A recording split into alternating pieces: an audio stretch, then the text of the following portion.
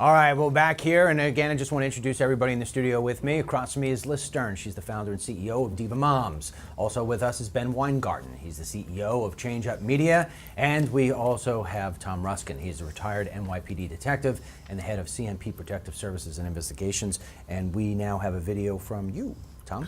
I am showing a video that was taken in April during the presidential campaign of some people outside of a hotel where Donald Trump was going to appear, burning the American flag. This represents slavery, colonialism, genocide, oppression, and it's all right to burn that. Burn, baby, burn! Burn, baby, burn! Burn that colonialism! Burn, baby, burn! Burn, baby, burn! Colonialism! Colonialism! Genocide! Slavery! What the American flag stands for! Patriarchy! We don't stand for that. Patriarchy! Yeah! Heteronormativity! Hell yeah! Heteronormativity! Gender oppression! Homophobia! Transphobia! Islamophobia! Capitalism! Slavery! Racism! Classism! Elitism! Imperialism! All of it! Burn that.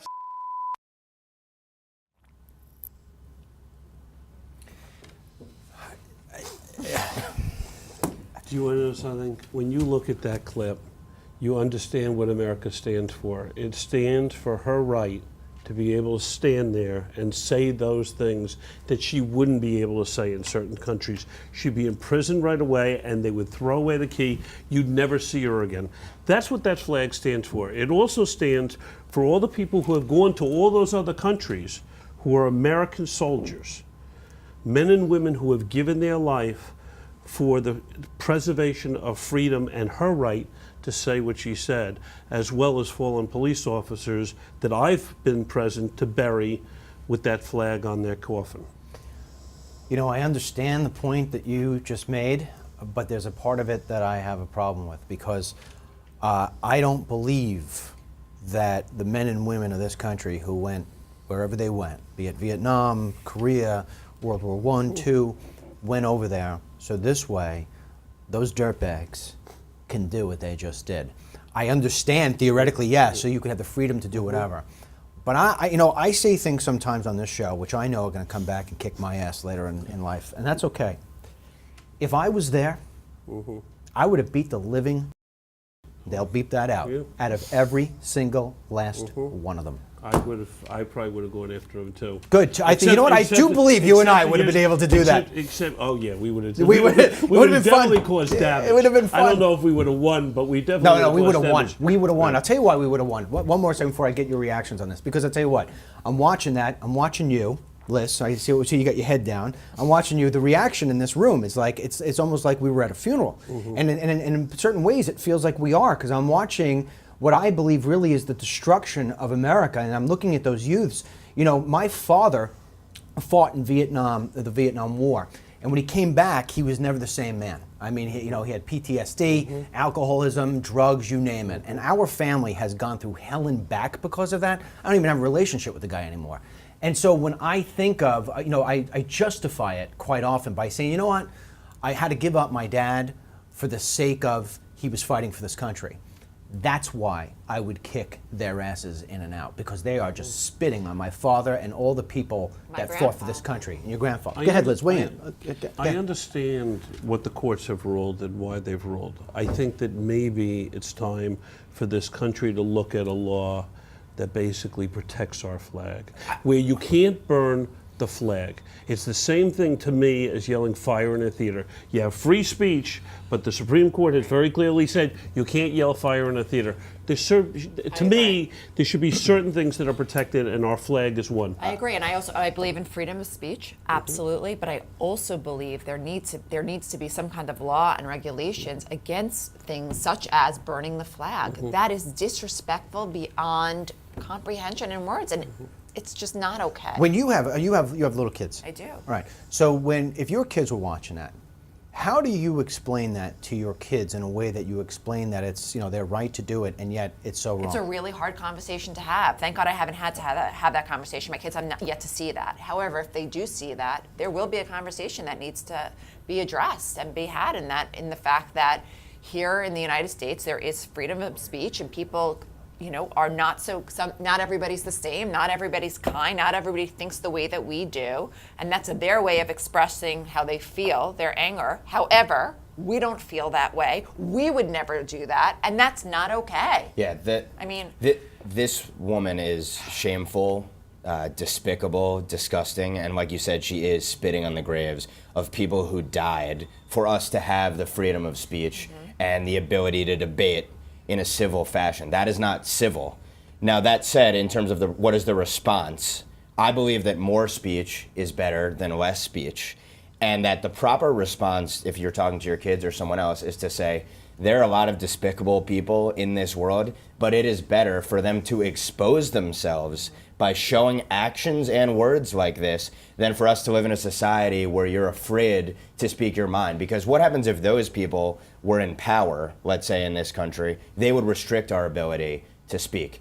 I'd rather more speech than less speech. But I also want to say, just on the substance of what this woman is saying, which, by the way, is the garbage that has been spewed in our academic system for the last 50 years, basically, and has produced the people in Washington that we have today. A few things she talks about: gender oppression, homophobia, genocide, colonialism, etc., all the Marxist crap that these people have been spewing. Well, the bottom line is, she is wearing a hijab in that video, and in the Arab world specifically, and the Muslim world more broadly, you have every single one of these things. So why is she burning our flag in America when that is going on in Muslim countries? See, but I don't have a problem with anything she's saying. She has a right under our Constitution and our laws, and that's what we stand for, and that's what our soldiers go overseas for. I have a problem that she's burning our flag. And let me tell you something. I can only tell you that if a child of mine was there and doing that, it would not be a pleasant night, and one of us would be going to jail. I'm with you 100%, but the fact of the matter is that one of your children wouldn't be there, and that's why I asked Liz the question, because that, to me, is twofold.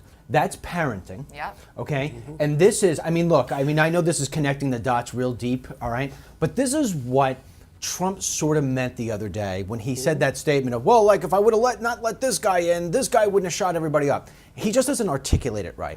The problem is that we have so many people coming into America for the wrong reasons. And when they come here, and we have so many new people coming in here that aren't educated in the right way, they don't understand what the value of that is. They don't know how many people died to save that flag. They don't give two damns. We're not sure if they're here legally.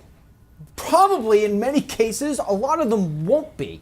Because I'll tell you what, when you look at all these different Trump rallies, and you look at the fact that, here's the other thing too, you look at how they carry the flags, the Mexican flags, and they're almost wiping it in our face. It's like I'm wiping it. It's the same thing as that swatch sticker.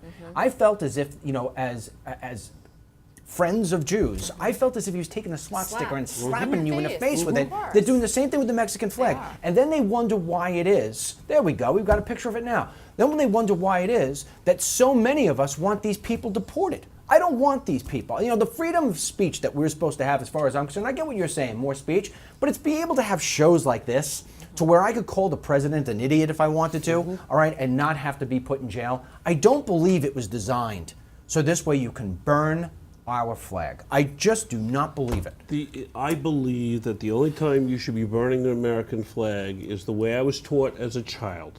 If the flag hits the ground, it has to be burnt. It has to be destroyed, and that's it. The flag should be cherished. The flag should be lit at night and held, or removed if you don't have a light. I feel the exact same thing. I wish that our society could deal with it without having to put a law in place to do it. And I agree with you. America is an idea. It's not just a landmass. It's a set of values and principles that we hold dear, enshrined in our Bill of Rights and our Constitution, and everything that the people before us fought for. And that idea is being twisted and warped, and it has been for multiple generations now, and these are the product of that sort of warping of the American idea. It's terrible. It's tragedy. And it also goes back to us as parents and parents of young children. It's about being a good parent and teaching responsibility and teaching about history and not just leaving it up to the teachers in school to teach about it, or whether they go to Hebrew school, whatever kinds of extracurricular schools where they learn about religion. It starts in the home. And I think that's such an important, we forget about that a lot of times. Everybody's so busy with and I get it, but at the same time, a lot of these practices have to be discussed and started with the children when they're young. What do you think their home life is like? I don't want to discuss it. Yeah, that's what it is. You're saying that. I was going to say, what they're not getting the lesson from mom and dad. They're getting the lesson from out in the street. I don't Mom think and dad may be in jail. or mom and dad may are be just like deported. I said, just came over here. They came over here as refugees. They came over here because they were going to get whatever they were going to get. It's not the same way it used to be. I'm sorry. I'm one of those guys who says the people coming in today aren't the same as yesterday. I hate when they make that argument the other way around. Again, I got 5 seconds. Oh, and mom and dad were educated at these schools too. It's a multiple generation problem. All right, tell us what you think. DML report at newsmax.com. We'll be back in a moment with Alyssa's video.